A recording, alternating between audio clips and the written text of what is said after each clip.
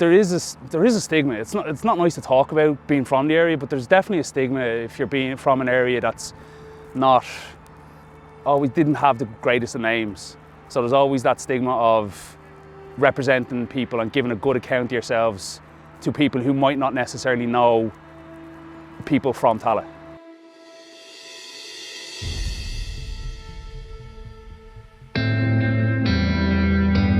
So coming from a club like Tallaght RFC, had some great memories there. I played there since I was 13 years of age. I moved here when I was 26. And yeah, coming from a place that has literally everything you need, like its own bar, its own gym, change rooms for men, change room for women, whole youth setup, 3 pitches, 3 of their own pitches, even more importantly. Coming to here, which, like, I mean, we're sitting in a shipping container. We've got another shipping container next to us, and we don't own the land that either of them are sitting on. Yeah, so I started with Tallaght back 15 years ago as a player. I seen them, I was passing one day, always fancied playing rugby, took it up like a duck to water. Played up until 2 years ago. And then I was always involved with the youth since me 3 boys came along. They're triplets, and so they're play for the under-11s team now, which I've coached since they were 3 years of age. People see a Tallaght Rugby top and they go, Tallaght has a rugby team. You're like, yeah, it's 20 years old, you know, it's well established, you know. Up until last year, they were knocking down doors in Metro, and they're in the Leinster League now, you know. And they're like, I never knew Tallaght had a rugby team, you know. I'm from Tallaght, and I've been living in Tallaght for a very long time. I won't tell you how long.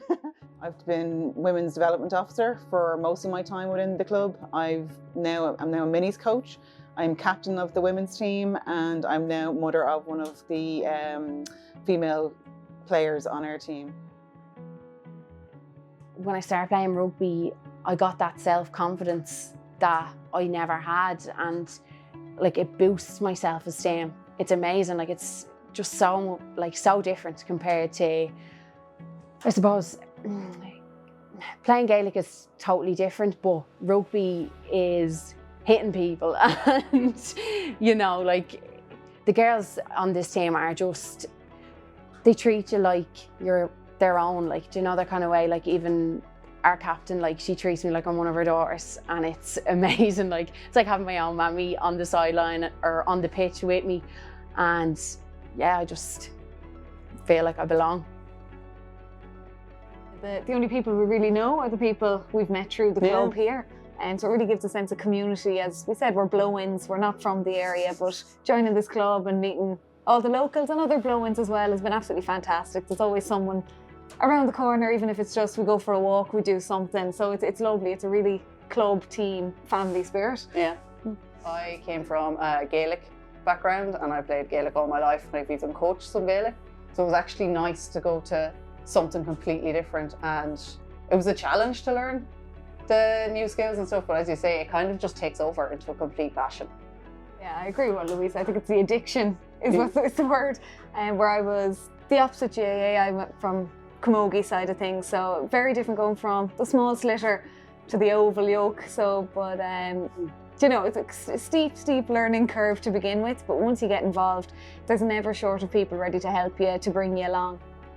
As a mother and someone from Tallaght, and now a player and Women's Development Officer for Tallaght, it's great for me to see players coming through. I can see people coming in with their sisters, their cousins, their workmates. We have them all coming through because they're hearing the story of rugby, and that is that it's a supportive sport. It's an inclusive sport. Again, as a woman, whatever size you are, we celebrate it. So it's great to see that coming through. And we'd have some people that have probably never played PE or taken part in PE in their life. Now all of a sudden they're running on a rugby pitch on a Sunday, which they never probably thought of. They brought a note in every week for PE just to get out of it, and now they're probably our best player and winning player of the match and stuff like that. So it is great to see that, because we are, no matter where you are on the pitch, we want you involved, you know, or what your size is, we want you involved in the game, and it's great to see that coming through. Well, one that's a big part of it, I think, is Phil Preston. He passed away in 2016, so I think it was that part that got me back into the club. I'm really bit into it, He played all with me through 2009 to 2014. Don't think he had a knee or cartilage left in his knees by the time of it, but he just brought a lot of old school values back into this club, and we didn't have any old school people to show us those things. And he led like he was a big man mountain of a man, like he was huge. He led physically, but also on the social side, and I think he retired in 2014 and took over youth development officer. And like, I think there's girls now playing, I think even we've had players play for Leinster because of the people he brought in, or the girls he brought into the club and got a team going. And like, hopefully those people will carry that name of Tallaght forward because of Phil.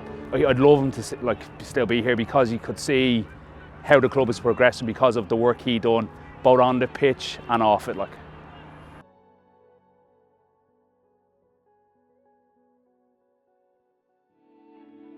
I'd love Tallaght Rugby to have a home, you know, a proper home, a clubhouse, yeah, showers, change rooms, a gym. You know, let's aim for the stars. We could have everything, and if we have that, I think we'll retain players. We've moved, I think, 3 or 4 times since I started playing 15 years ago. We've been all over Tallaght now at this stage, but it's just a place to call home. I would like to see that we have 2 teams. I want to stick with a development team, and I want to have a team in the first division or the AIL. I do believe with the numbers that we're getting in now that we will eventually get there. Our problem was always numbers. I always thought we had great players, we just didn't have the number support to develop. So now that our numbers are increasing, we are seeing players coming in all the time. We've seen our players coming in from the youth section, so eventually we will get to that position. Again, Tallaght, I want a Leinster team, a Leinster player, and I want an Irish player from Tallaght. Always think about it like in not the next couple of 5-6 years, but I'm thinking like 20 years down the line. Like, I'd love to be sitting in the bar of a clubhouse, just saying, remember we had that season with old players, like, and definitely, like, Tallaght is so big and there's so many phenomenal athletes in Tallaght. Like, you only have to think about like people from Tallaght who've represented other clubs at AIL level.